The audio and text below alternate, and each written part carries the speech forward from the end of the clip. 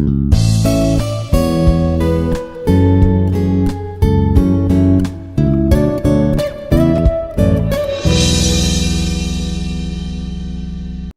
everyone, this is Srikanth as Assistant Professor of EEE Department.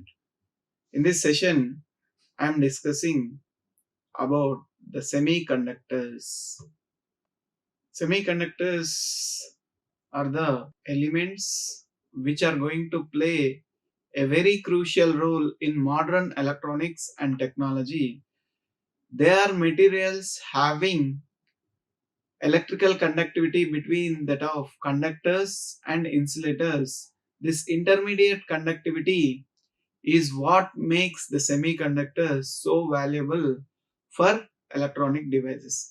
Generally, all our materials are classified into the materials in the world are classified in electrical terminology into three categories. In this, the first one is conductor,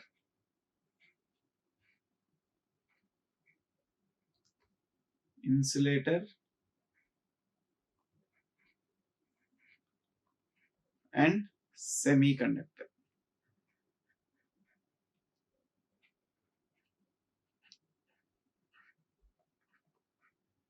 Here the conductor is nothing but it is a material which is having high number of electrons to flow, and the current can be flows easily in the conductors. And here the gap valence band between the two layers will be less. And in the insulator is a material which does not allow flow of electrons. That means it is going to completely stop the current. So because of that, this insulator is used whenever we are connecting to the conductors, whatever the wires. If let us take the electrical wires which we are using in our household appliances, those wires, the conductors are covered with the insulator where we are not going to get shock. No current will flow through the insulating material. And the last one is the semiconductor. It is the special type of element or material where this semiconductor is going to work for certain forces. That is, when we give the positive voltage, semiconductor will conduct. If we give the negative voltage, semiconductor will be not conducting. That means semiconductor will act as conductor as well as the insulator. In this, major properties of semiconductors are, the first one is the band gap energy, where semiconductors have a band gap that determines their conductivity, and it can be manipulated to create different electronic behaviors.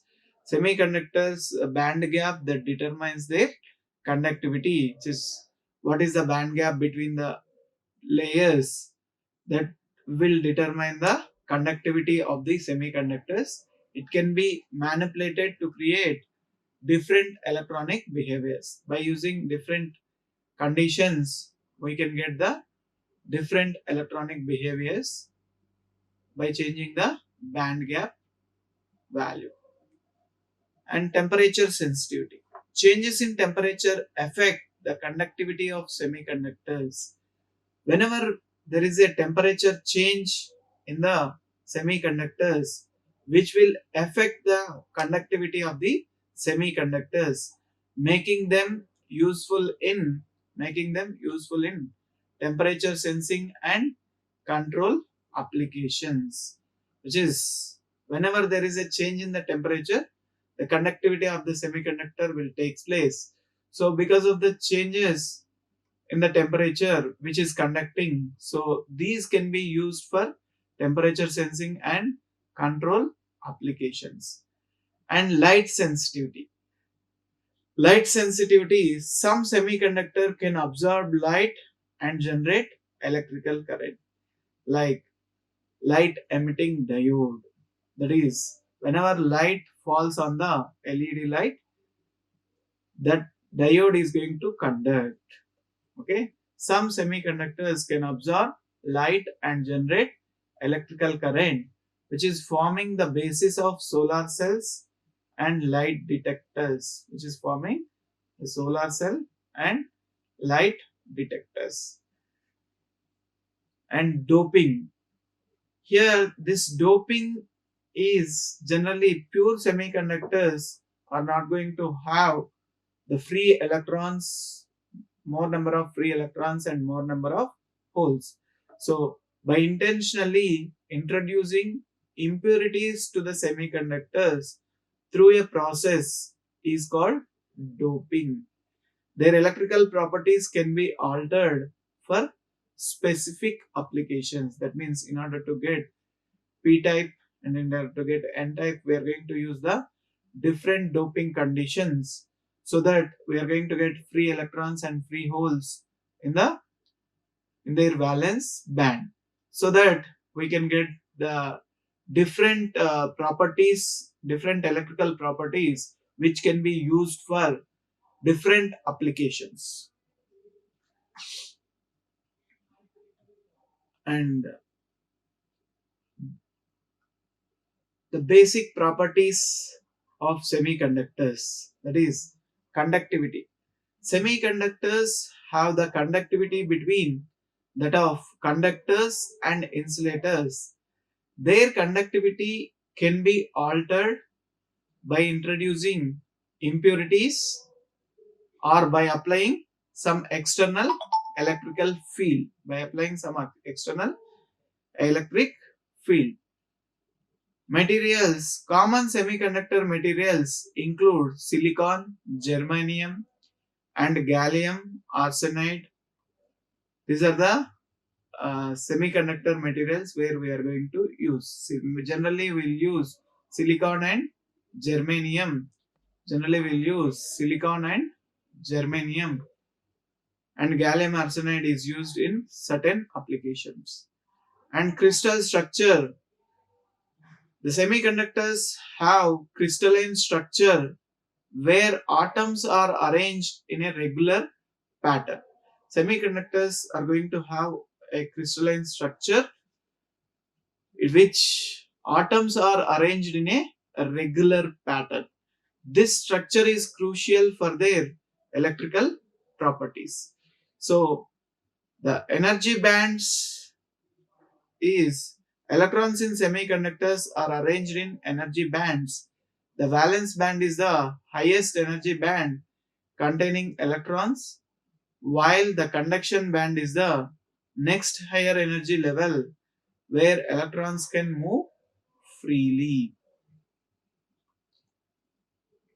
The doping, this doping is we are going to add impurities to the semiconductors, adding elements like phosphorus or arsenic, which introduces extra electrons, which is creating an n-type semiconductor.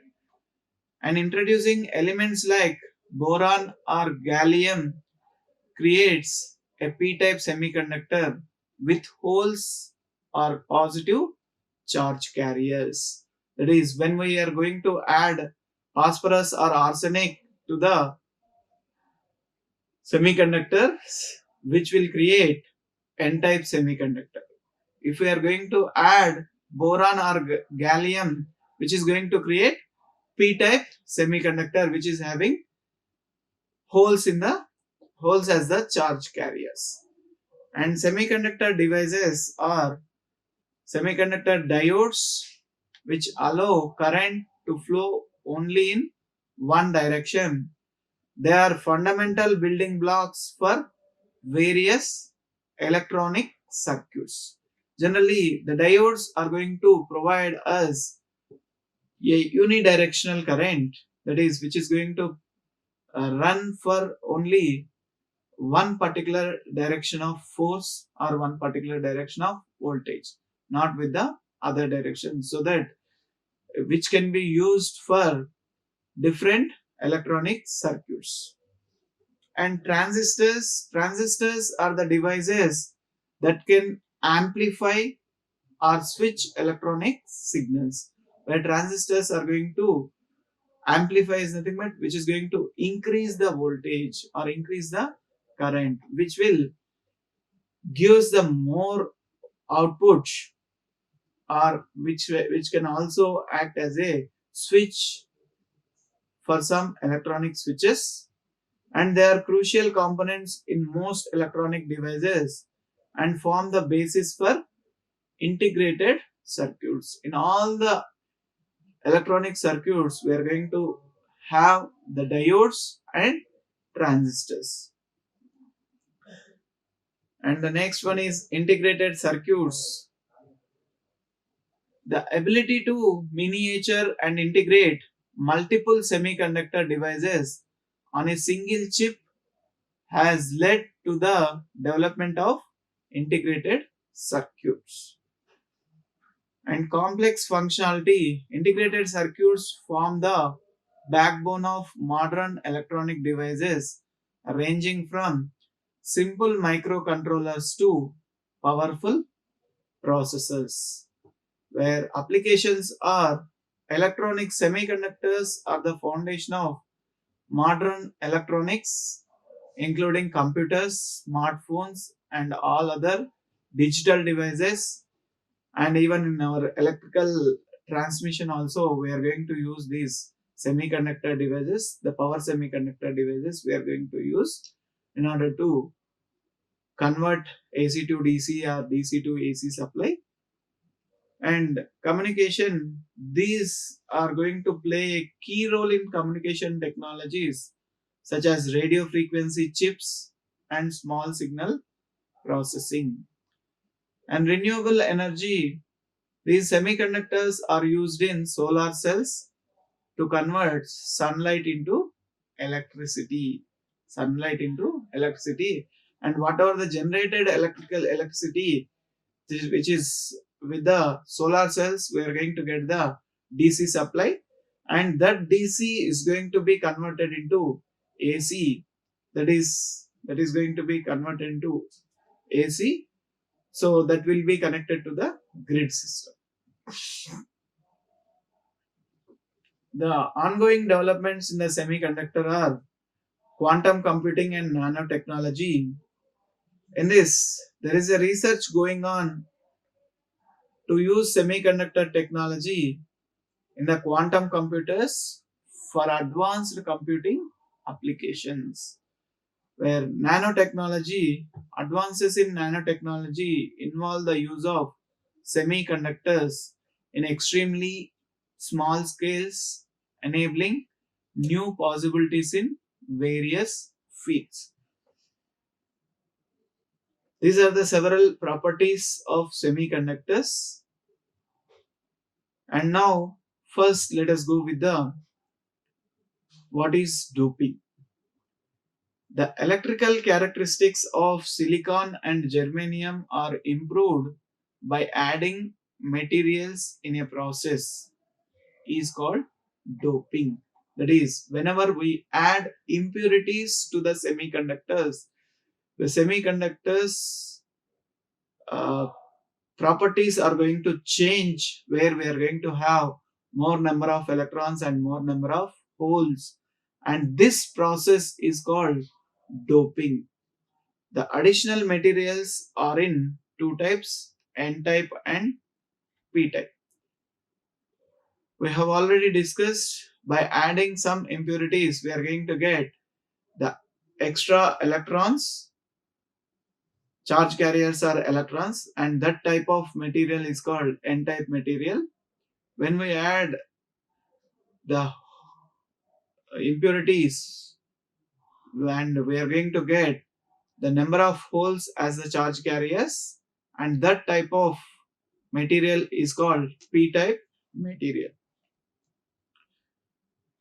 Based on the electrical properties of conductivity, Materials are divided into three types: conductors, semiconductors, and insulators. Here, the energy band diagram for insulator, semiconductor, and conductor is given here. Here, this is the forbidden band gap between the conduction band and valence band is more. That is, there is no conduction takes place.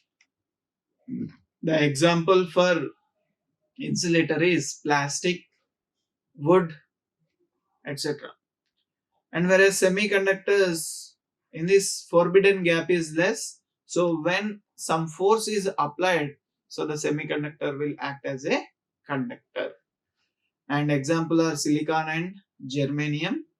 And conductors are, there is no gap between the conduction band and valence band, so the conduction will take place once if we give the voltage.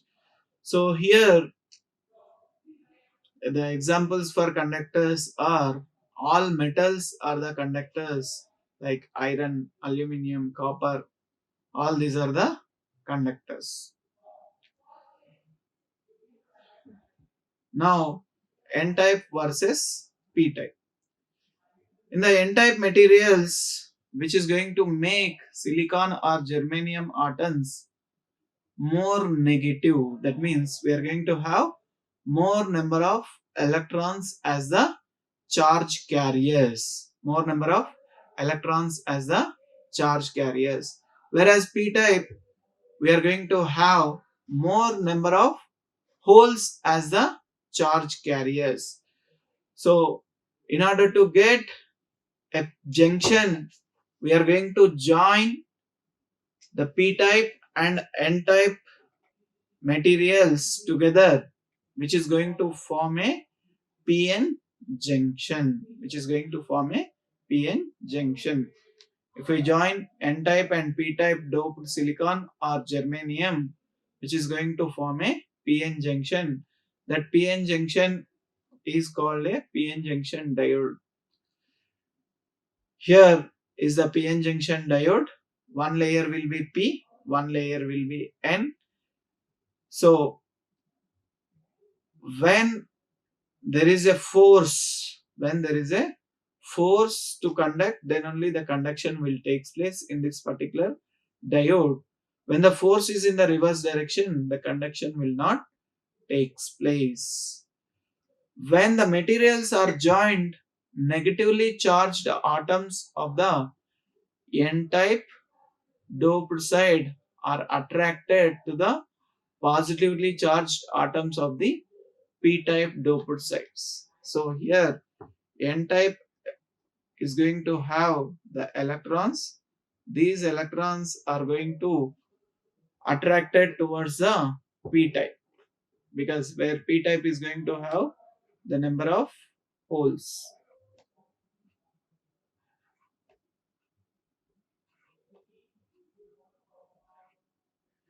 So electrons in the N type material migrate across the junction to the P type material, or you could say holes in the P type material migrate across the junction to the N type material. From the junction, this is the junction, these positive will move towards this and negative electrons will move towards the junction.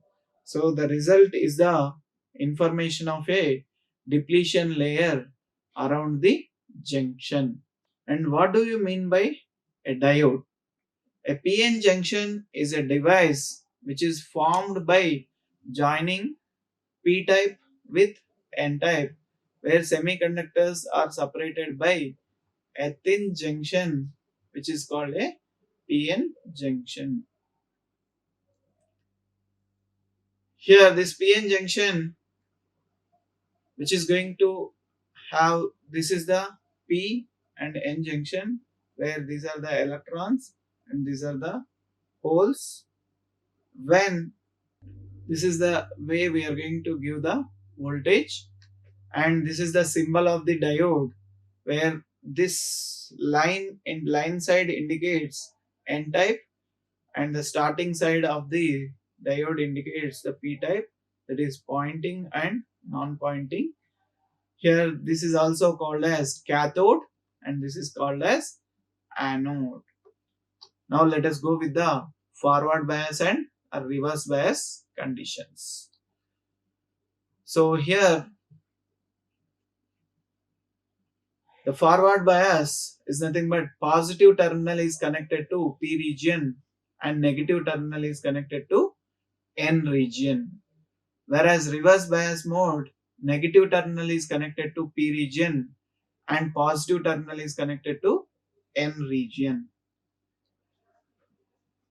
In this forward bias condition, when the positive is connected to P type and negative is connected to N type, so the positively charged, which is positive of input, is connected to P type and P type is going to have the holes as the majority carriers. So which will positive and positive is going to repel each other and which will move towards the junction, which will whatever the holes will move towards the junction. And in the same way, negative is connected to n type. So the electrons in the n type free charge carriers will move towards the junction. So when the holes and electrons pairs are formed at the junction, this depletion layer is going to be reduced and which will be removed and the conduction will take place from positive to negative as like the conductor. And but here if you see the characteristics here, until this point 7 no conduction takes place. That means this is the 0.7 volts which is required to make the semiconductor to turn on or which is going to move into forward bias region. So the conduction will take place after certain voltage and that voltage is also called as breakdown voltage, that is at 0.7 volts the diode is going to get breakdown and the conduction will takes place, so the current will increases. Here is the voltage and here is the current. So within a short voltage itself current is reaching the maximum value. And here the external voltage applied across the PN junction is the same polarity of the P type and N type material and the depletion layer is narrow. The electrons from the N type material and holes from the P type material have sufficient energy to cross the junction. And now we'll go with the reverse bias condition. Here, if the reverse bias condition, that is positive is connected to N type and negative is connected to P type, all the holes in the P type will attracted towards the negative side and all the electrons in the N type will move towards the positive side. That is nothing but the gap between the two layers is going to increase. The depletion region is going to increase, which is going to have the more depletion region. When there is a more depletion region, when there is a more depletion region, the conduction will not takes place. But if you go on increasing the voltage, if you go on increasing the voltage, at certain point, the minority carriers in the N type are holes and minority carriers in the P type are electrons. And these minority carriers will break down the depletion layer, depletion region, and which will be having a high current flows through the diode, and that high current does not withstand by the diode. So we are not going to apply that much voltage, but in the characteristics we have to study. So when we apply high voltage, the conduction will take place in the reverse because of the minority carriers. Because of the minority carriers. So here, because of minority carriers, the conduction takes place, and that region is called a reverse breakdown region. Here you can see in the forward bias with the zero point 0.7 volts we have got the current, but here with the reverse bias you can see here it is around 85 volts approximately we have applied, then the breakdown has occurred. That means this is 100 times than the forward bias condition, and that much voltage and high current will flow. So that is not suitable because diode cannot withstand that much voltage.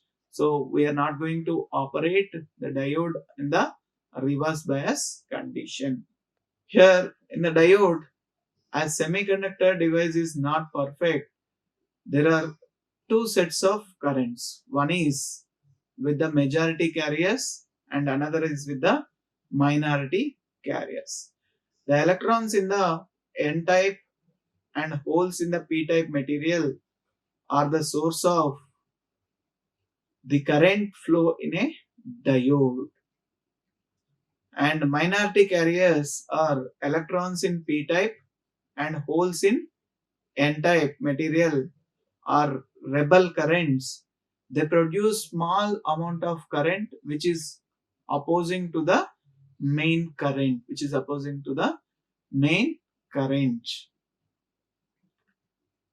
and this is the complete VI characteristic of PN junction diode.